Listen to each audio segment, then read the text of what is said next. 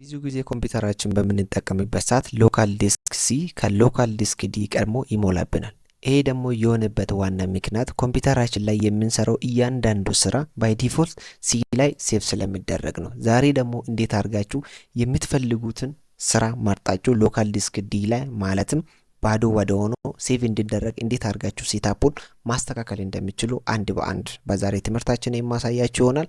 እናንተ ደግሞ ቪዲዮ ላይክ እና ሼር በማድረግ ጀምሩ። ለዚህ ቻናል አዲስ ከሆናችሁ ደግሞ ቻናሉን ሰብስክራይብ በማድረግ እኔን ሰፖርት ማድረግ ትችላላችሁ። ኦኬ ይህንን ለማድረግ ምን እናደርጋለን መሰላችሁ? ወደ ዴስክቶፓችሁ ትሄዱትና ባዶ ቦታ ላይ ምን ታደርጋላችሁ? ራይት ክሊክ እናደርጋለን። ራይት ክሊክ ስናደርግ ይሄ ነገር ይመጣልናል። ከዚህ መሃል ዲስፕሌይ ሲቲንግ የምትለው ላይ ክሊክ እናደርጋለን።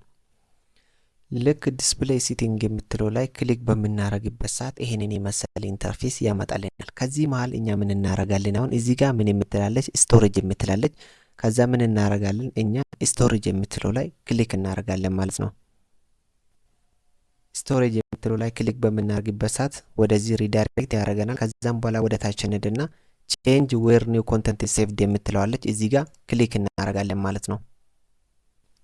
ልክ እሱ ላይ ክሊክ ስናደርግ ወደዚህ ያማጣናል። እኔ አሁን እዚህ ጋር እንደምታዩት የሚፈልገውን ብቻ ዲ ላይ ሌሎች ደግሞ ሲ ላይ እንዲሆን ፈልጋለሁ ማለት ነው።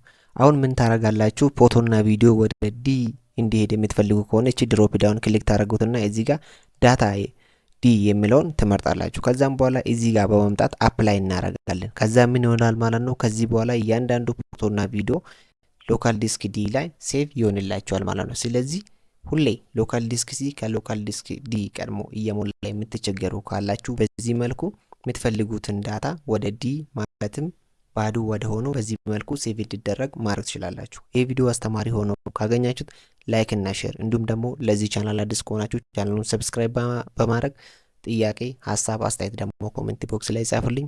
በሌላ ቪዲዮ እስክንገናኝ ድረስ ደህና ቆዩልኝ።